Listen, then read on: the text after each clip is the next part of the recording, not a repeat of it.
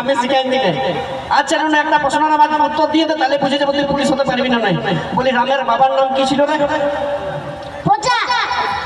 হ্যাঁ ঠিকই বলেছে, রামের রামচন্দ্রের বাবার নাম পচা নাকি? বাহ ভালো পড়াশোনা করে দাদা, হে দেখছি। আচ্ছা ছোট বইটা বলতে হবে না, 2 ক্লাসের ছেলে রামের বাপের নাম কি করে জানবে? তুই শুধু এইটা বলে দে, এইটা কার স্টাইল বটে? पुष्पराज झुकेगा नहीं था। पुष्पराज झुकेगा नहीं साला।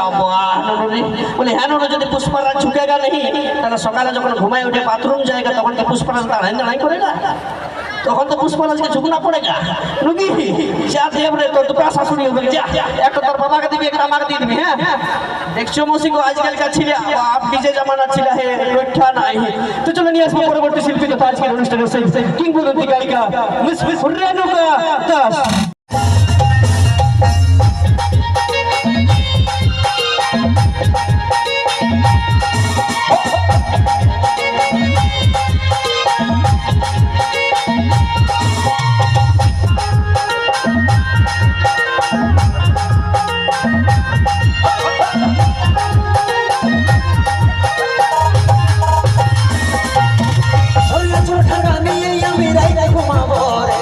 কানে কানে ফুসুর ফুসুর কথা